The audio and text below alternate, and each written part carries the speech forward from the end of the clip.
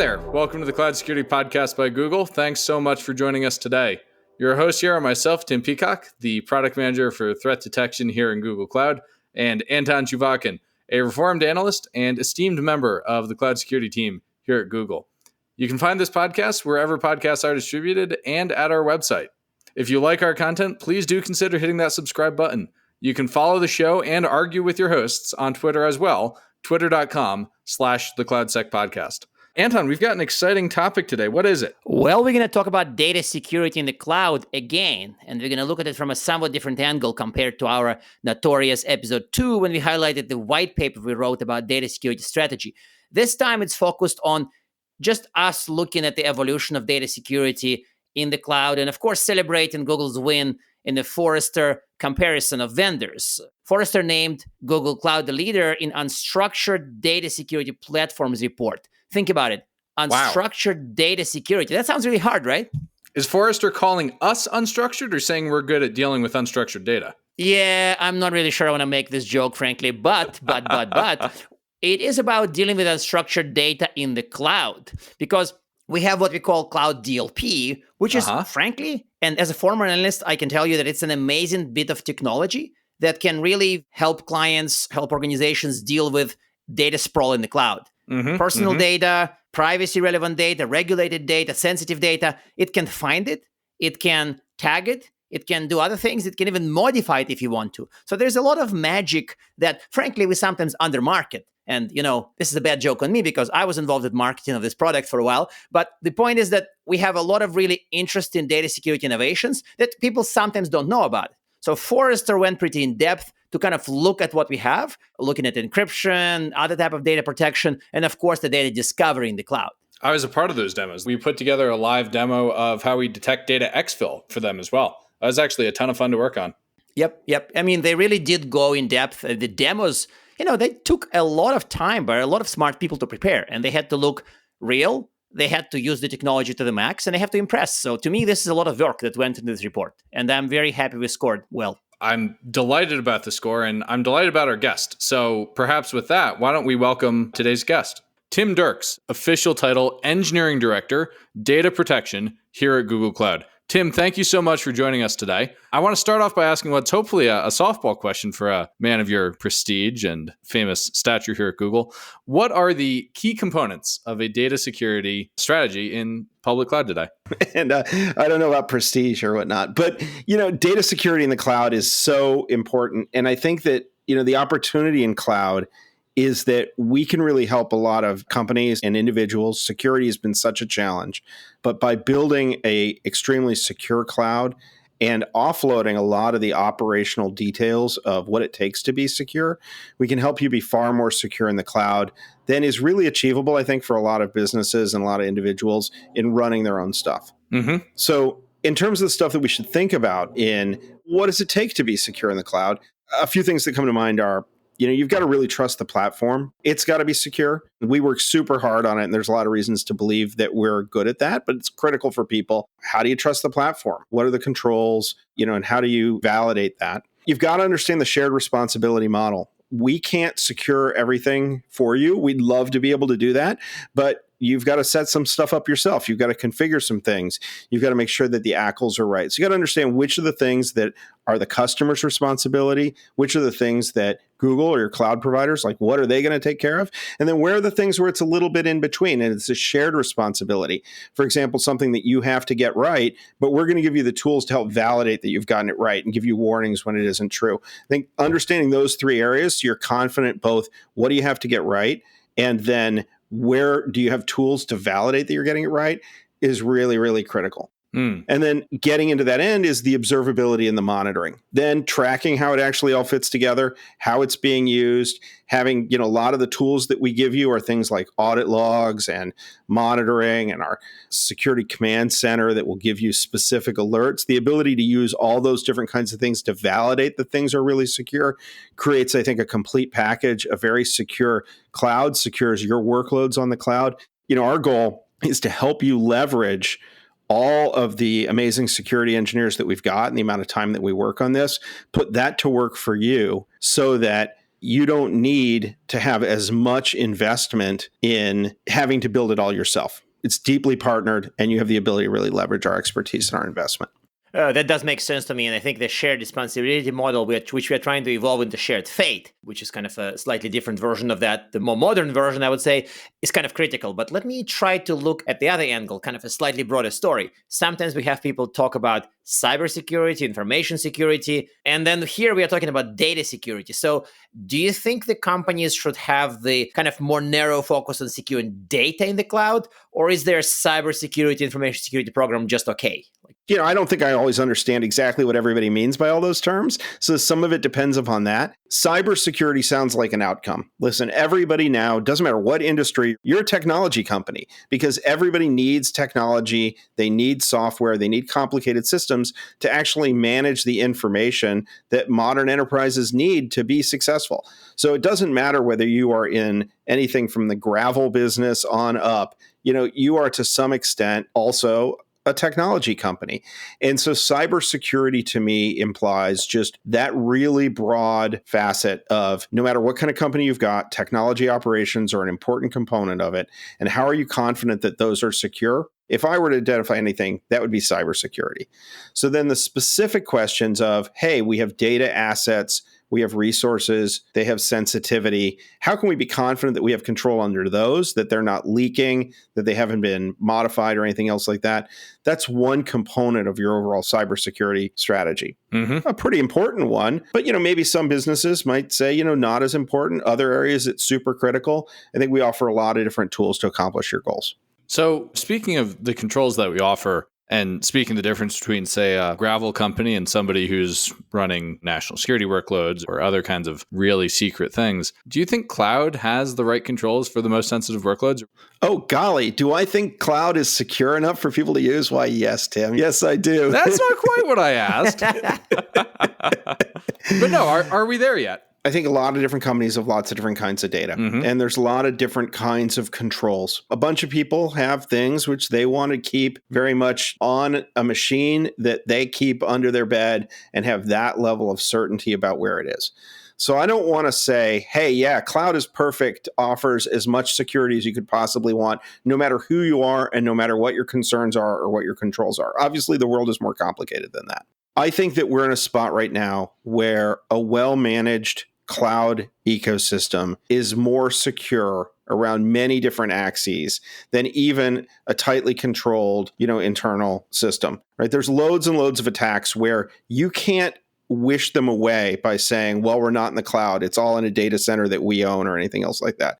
People attack and exfiltrate data from those kinds of environments all the time. And while there's certain kinds of controls that things like, governments or military entities or very highly secure environments use to mitigate that and to achieve a level of control that may be inconsistent with some cloud environments right now, they invest huge sums of money and lots of people to accomplish those things. And so while they might make use of a tool like, well, we built our own data center and thus we control everything about it, that's not really a viable strategy for 99% of the customers out there. So the question is not, is cloud secure enough for everybody? The question really is cloud and the kind of cloud deployment that a customer and enterprise can actually make use of a secure solution when compared with what their alternative would be? The technology of actually managing, hundreds of vendors and loads of operating systems and lots of people and physical stuff. The amount of stuff that one has to do is just huge. And I think the question is can you do it yourself better than, asking a cloud to participate in partnership with you? And I think for the vast majority of customers, we are at least as secure as the alternative. Now, it's a little bit different. Sometimes the risks and models are a little bit different. Different things go wrong in cloud than they go wrong with on-prem solutions. And so you've got to understand that. And that gets back to that shared responsibility model that we've got. If you build a data center yourself and you just have a firewall and you've got everything locked off inside, side, then you're unlikely to have a problem with accidentally leaving a bucket ACL to world readable and leaking your data that way, because the platforms are different.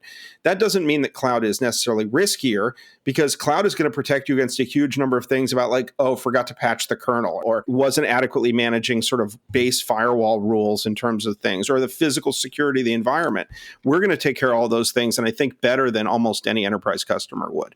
So I think net, yeah, absolutely. I think the cloud is super secure. And we have loads and loads of customers who trust our controls and entrust us with a lot of different data that demonstrates that. I love that answer. We sort of avoided the question, is cloud secure for all clients? But do we have enough control to process the workloads? Because to me, the intent is we may be more secure, but they still don't feel good about some of the stuff. Like the word Tim mentioned was trust. Like, do they trust us? And to me, this is not always the function of do we have enough controls to be secure, but can they validate that we have controls built in such a way that they can trust us? Is this still cloud is secure, or is this different? I feel like it's different. It is different, and it's hard. It's really complicated because cloud is a different way of doing things, and it requires businesses to trust us in a lot of different ways. Now, people have always had to have a lot of trust, right? You buy software, you install it, right? You know, if we look at something like the SolarWinds attack or something else like that, that exposes you to sort of a bunch of implicit trust in how it gets updated. Is that sufficiently locked down? You know, the level of trust goes very, very deep. And regardless of whether you have a cloud or an on-prem or any other sort of environment, you're trusting a lot of different entities. One of the things that's different about cloud is that it is just different in a certain way, right? You can't go into the data center and sort of look at it yourself. You don't necessarily able to name everybody who's employed and has physical access to the machines and things. And so that means it has to be evaluated differently. I think a lot of the trust has been having the whole community, the customers, the technical environment go through that transition and have a better understanding of what does cloud mean and how should we think about it? What things do we trust? Where are our concerns? I've been working on Google Cloud for 7 years, something along those lines. So since it was, quite early in its life cycle and growing as an enterprise cloud, and of course, very early on, we had a lot of customers who had real concerns, needed to understand things. We went to a lot of lengths to demonstrate and make them confident about the quality of a bunch of our controls. A lot of those concerns have gotten not nearly as worried about it anymore. And some of that is because we've built stuff, and some of it's because we describe stuff. But a lot of it is just because people have just generally gotten more comfortable with a lot of what does it mean to do cloud, and they've made that sort of general transition. That makes sense. And I mean, to me, this journey is visible, how the attitudes shift, not just how we build controls, but how people think and changes. So one thing that I've encountered in my past analyst life and also here at Google Cloud is that enough clients, enough organizations who start using cloud aren't always sure where and what type of sensitive, regulated, critical data exists in their cloud environments. So in the recent Forrester report, I felt like our attention to this aspect by means of a product we call DLP was really highlighted. But to me, the fact that these customers move sensitive data to the cloud and then don't know what data moved or what data it is kind of a little freaky. Like, how come? It's your regulated data. How can you not know? So how do you think this would be fixed in the future? Like, is cloud providers would fix it, or is customers going to fix it? So how will this be addressed, if you know? I have so much empathy for this because in my role as sort of helping to protect the data protection of Google as a whole, I recognize that the challenge of cataloging data,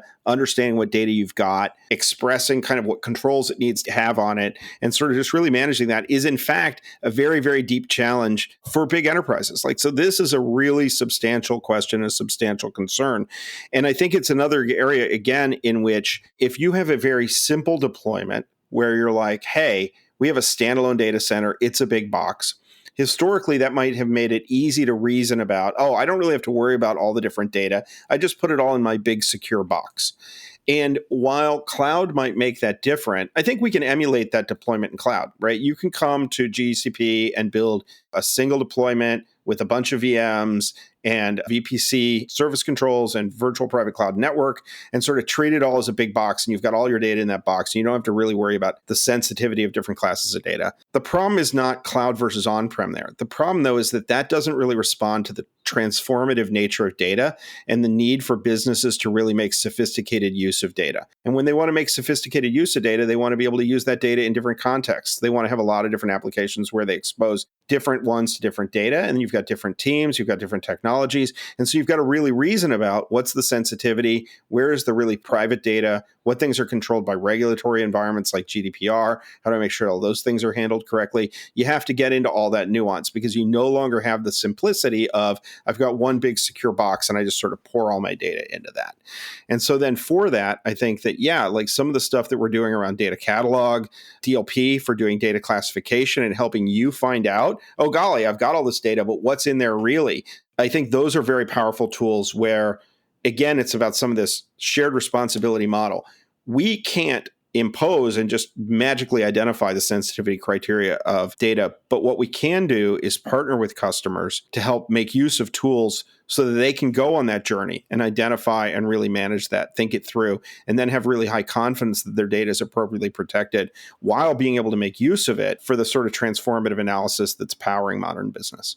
I love that answer, especially the stuff around data catalog and helping users use the tools we provide to understand what's out there. I want to shift gears a little bit and talk about your life in encryption and key management. When users come to us with these different concepts on encryption, and when you think about encryption broadly in the future of cloud security, are users doing fancy encryption things for security or are they doing it for compliance? And is there a tension there? Key management and encryption is a tool, right? It's a hammer. It's a circular saw. I may have to think a little harder on the analogy for exactly what kind of tool it is. It's a very general purpose tool that can solve a lot of problems, right? But it needs to be used with a real intent as to what the outcome is, right? So, it's like, okay, great. Encryption turns the problem of managing a big body of data. How am I going to keep that stuff really secret? How do I make sure nobody changes it? Into the simpler problem of now I've got a small key and I can store the key in a single service. I can store it in an HSM or something else like that. Now I just have to manage the key and I've got all this leverage to manage the security of all the data. So it's a powerful tool. It's not always well understood. It creates complexity. Now you've got to reason about the management of the key. And a lot of the problems around that are not actually simpler than thinking about the management of the data. You've got a powerful tool, but you still have to think carefully about what you want to do with it. In the past, I've seen things where customers say, oh, the data is all encrypted at rest, and they treat that like as a magic blessing that's sort of going to keep everything secure. But of course, having disks that encrypt data at rest isn't going to protect you against attacks on your active infrastructure that's making use of that data all the time. The keys are available, things like that. So encrypting your disks isn't going to protect you against a SQL injection attack or a malicious attacker who gets root on your server or something else along those lines. It'll protect you against the server being stolen. And if you take some of these disks offline, then they're protected against those things. But, if you're using the data all the time, it's hard to protect it with encryption at rest. That said, encryption is a super powerful capacity, and loads of these things are written into controls. As you said, compliance requires a lot of things. So I think some of the encryption controls that we provide are, part of a complete set of solutions for the threat landscape and a defense in depth. Your data is physically protected at Google Cloud very well. Our data centers are tightly locked down. We have all these layers of security and things along those lines. So the likelihood that somebody is going to get your data by physically breaking into a data center and stealing a drive is quite low. But if anything like that were to ever happen, we also have all the data encrypted at rest. And so that's an additional control and gives you protection in depth. Some might look at that and say, well, the encryption doesn't add a lot of value because we've got this other control. Like, why are you encrypting all the data at rest if the data centers are secure? And our approach is more to say, no, actually, it is a valuable thing. It gives us more confidence. We've got defense in depth. We've invested a lot in sophisticated technology to make this tractable and easy and available by default for customers. All those things are something we're very proud of. And sure, you might step back and say some things are just for compliance. Some things solve real security problems. But I think it is all part of a portfolio of solutions and defense in depth. And I don't mean to be demeaning about it and just call it for compliance. I actually think what we've accomplished in the encryption world is frankly mind-boggling. I think it is easy for some to see it as, oh, it's just for compliance, and as if that's a negative thing. But, compliance and compliance regimes are an embodiment of a set of rules that give folks confidence that stuff is sufficiently secure. And they exist. I mean, look, food safety is compliance, right? Building codes are compliance, right? Fire codes and all sorts of different things are compliance in this world. And yet, I certainly wouldn't want to live in a modern world without food safety and building codes and things like that. I think that would be a disaster. Sure, sometimes you might be able to say, I've got a house that was built by somebody that was from way before building codes, but it was built well, and I can evaluate all the craftsmanship. But I depend on loads and loads of stuff every day where I don't have a chance to actually evaluate exactly how it was built or anything else like that, right? You get in a car with an Uber driver, you fly on a plane, you don't have a chance to actually go and see, hey, did they maintain the engines well? Are the brakes set up? Is this car built safety or anything else like that? So I think we have to recognize one of the really important aspects of compliance is the fact that we have a really highly interconnected society in which there's loads and loads of dependencies in which, we're all relying on the security of a bunch of other things like that. And the reason we have these compliance standards and people ask for us to demonstrate controls is because they're trying to reduce how do I assess if it's safe down to a set of rules so you can provide those statements to other parties and everybody can validate that. And sure, sometimes that means that some of those controls are a little bureaucratic or they are, grounded in designs from when they were minted 20 years ago or something else like that. They're important parts of how we're really confident in the security of systems and the stability of things. In the same way with building codes, I don't want every new car manufacturer coming in and saying, I've got a totally new way to think about car safety. So I totally don't comply with any of those historic rules because they're crazy and old. I do something new and different. You're saying you don't drive a Tesla. I live in New York City. I drive a subway train. It's got a lot of mass. If it hits things, that thing has a problem. I can understand when people emotionally kind of feel like, compliance is something that slows us down and has a lot of requirements. But I think we really have to recognize that a lot of people very reasonably rely on being asked the question of, are you compliant as a way for attesting that you meet a set of standards that demonstrate safety? And that's part of what powers all of this. So that's at least what I tell all the engineers that I ask to work on compliance programs, is that this is part of how we build trust with customers. So this is the positivist view of compliance I've heard in maybe 2-3 years, I would say. So this is pretty awesome. I love it. I want it on record. We have it on record. This is a podcast. Yes. Well, there's that, yes. To kind of continue on that theme, if I may, one particular innovation that I know you dealt with is, of course, the approach that allows clients to keep their own keys wherever they want. Sort of hold your own key approach, which we implement by means of a Cloud EKM technology. So I wanted to maybe a very brief value statement about this. Like, why does it matter? To me, I've written about it myself. We've written a white paper, but why is this magic? To me, EKM is magic. So why do you think this is magical for clients? It's all part of the same portfolio. It's about how do you trust the platform? How do you really validate your certainty? What sort of sets of risks and things like that should be controlled about? What enables you to make use of cloud with just real confidence that you're in control? And that's our goal. And we said, some years ago, look, we look at this and we say, if we do the key management, in the end, how can customers really be sure that things are being managed well? And that if they say, you know what, I don't want you accessing my data anymore, that they would have the ability to turn that off. And so we started off by just building the ability for customers to have customer managed encryption keys, where they could turn off the encryption key at a central KMS and using that, get the same leverage we talked about in the past of you might have terabytes of data encrypted in cloud storage, but you can with high confidence turn off access to it by turning off the key in KMS. But of course, that's just a key that's in our infrastructure. It's managed in software. Can we make it better? And we said, sure. So then we went and built the same idea of storing the keys in HSMs. So now you have confidence that the keys can only be created in HSMs. They've got real physical security. There's no way for somebody to steal the encrypted key material, take it offsite and do the decryption because the HSMs offer you a physical security layer and bind it to that specific location. And so then we said, well, that's great and all, but there are HSMs, they're there. If you said you wanted to turn off access to the keys, but we didn't do it or we were attacked or owned in some way, how would you be sure? And we said, well, there's only one way to really be confident, and that's to give customers this ability to store the keys off-site, have them under their own physical control or in a vendor that's as separate from Google as they can be. The leverage that encryption gives you is you've got this little tiny key that can protect lots and lots of data. So now we've created that same leverage. You don't want to operate an entire cloud in your own environment. You don't want to buy all those machines. You don't have to figure all that out. We figured out how to use this external key manager and the use of a vendor or yourself to keep the key under your own control. But then that magical leverage that encryption gives you, or just by managing the key, you manage access to as much data as you want. And through that, giving you the same control as if it was in your own data center, but without you actually having to embark on all those costs or anything else like that. To me, this is magic, the fact that you use cloud, but you don't trust cloud, but you use cloud. That's right. But you don't fully trust it. I have a keys under my bed, or as one client mentioned, under a particular mountain in Switzerland, but they use cloud as if they're a cloud native. So to me, this is magic. This is a surprisingly gushy episode. Feel the love. So we're coming towards the end of the episode, and I want to return us to planet Earth after how gushingly excited we all were this episode about different technology. Do you have something practical that our listeners can do, like top tip to improve their data security in cloud? Well, move to Google. I think the thing is, I would say that the most important thing you can do is be really confident about your own configuration and security and an understanding what you're deploying and how it's controlled. So like really leaning into that shared responsibility model, understanding what things you can just trust the cloud provider to take control of, and then paying close attention to the things that you can't, and sort of how to make use of those monitoring tools and things like that.